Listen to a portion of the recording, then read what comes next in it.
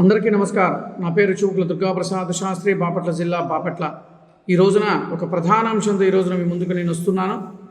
అదేంటంటే, గత ప్రభుత్వంలో దేవాదాయ ధర్మాదాయ శాఖకి ముఖ్య సలహాదారుడిగా పనిచేసిన జ్వాలాపురి శ్రీకాంత్ పాపం ఈ మధ్య ఒక 4 రోజుల క్రితము ఒక ప్రెస్ మీట్ పెట్టి, ఆ ప్రెస్ మీట్లో కూటమి ప్రభుత్వం మీద బురద చల్లటానికి చంద్రబాబు నాయుడు గారు పవన్ కళ్యాణ్ మీద బురద చల్లటం కోసం ఒక ప్రత్యేకమైన శ్రద్ధ పెట్టి పాపం ఆయన నేను ఉన్నాను అని, మేము బ్రాహ్మణ నాయకుల్లో మేము ఉన్నామని చెప్పుకోవడానికి తను చెప్పుకోవడానికి పాపం శతవిధాల ప్రయత్నం చేస్తున్న ఆ వ్యక్తి కొన్ని మాటలు మాట్లాడాడు కూటమి ప్రభుత్వం మీద. దానికి తగ్గట్లుగా నేను సమాధానాన్ని చెప్పదలుచుకుందామని చెప్పనని. ఎందుకంటే ఈ మాట నేను ఎందుకంటే మొన్న ఈ మధ్యకాలం దురదృష్టకరమైన సంఘటన ఏంటంటే, మన సింహాచలంలో జరిగిన చిన్న దురదృష్టకరమైన సంఘటన. దాని మీద పాపం ఏదో మాట్లాడుతూ ప్రభుత్వం ఏదో చేసేసింది అని చెప్పేసి బురద చల్లడం కోసం వచ్చాడు.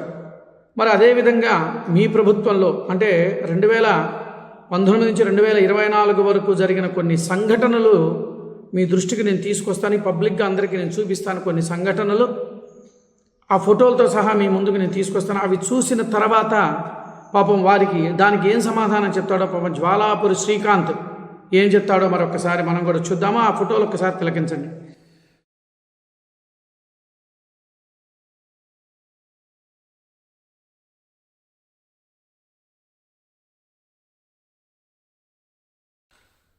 ఆ ఫోటోలు చూశారు కదా.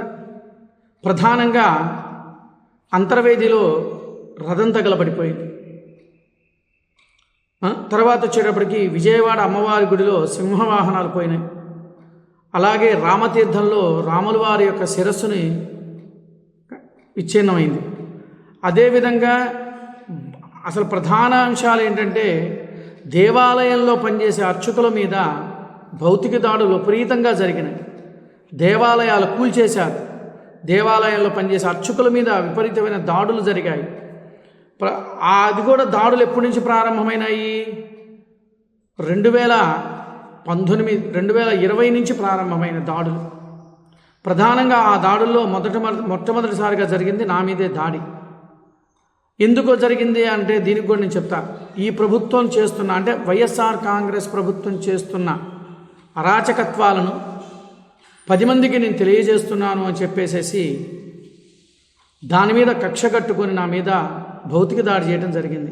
ఆ రోజు నుంచి జరిగిన దాడులు మీ ప్రభుత్వంలో అనేకమైనవి ఉన్నాయి, అందరికీ తెలిసిన విషయమే. ఇంకా ప్రధానంగా ఇంకో ప్రధాన అంశం ఏంటంటే, చెప్పదలుచుకుంది ఏంటంటే, కొంతమంది బ్రాహ్మణ సోదరులు పాపం ఆ రోజున చంద్రబాబు నాయుడు గారి కోసం మేమేదో కష్టపడ్డాము, మేమేదో చేశామని చెప్పేసి సంఘాల వద్దు సాధికారం వద్దు అని చెప్పేసి వల్లమాలని ప్రేమతో గబగబా వచ్చేసి పార్టీలో జాయిన్ అయ్యారు కొంతమంది బ్రాహ్మణ సోదరులు. వాళ్ళు ఈ రోజున కేవలం వాళ్ళకి కావలసిన పదవుల కోసం మాత్రమే వచ్చి ఉన్నారే తప్ప, ఇంతవరకు వాళ్ళు ఈ జ్వాలాపురి శ్రీకాంత్ మాట్లాడిన మాటకి కనీసం ఖండనివ్వలేకుండా ఉన్నారు అని అంటే మరి ఆలోచించాల్సిన విషయం. బ్రాహ్మణ సోదరులారా, వీళ్ళు ఏం చెప్తున్నారు? అసలు బ్రాహ్మణ జాతిని మేము ఉద్ధరించేస్తాము, బ్రాహ్మణులు లేనిదే మేము లేము అని చెప్పేసి అని వల్లమాలిన మాటలు చెబుతూ బ్రాహ్మణ సోదరులను మోసం చేస్తూ ఉన్నారు. మరి మీరు ఎందుకు మాట్లాడలేకపోతున్నారు బ్రాహ్మణ సోదరులారా, సంఘ నాయకులారా? ఒక్కొక్కళ్ళు కొంతమంది దొడ్డిదారి గుండా వచ్చిన పార్టీలో చేరిన దొంగ నాయకులు బ్రాహ్మణ సోదరులు. ఎందుకంటే వాళ్ళు ధైర్యంగా మాట్లాడలేరు.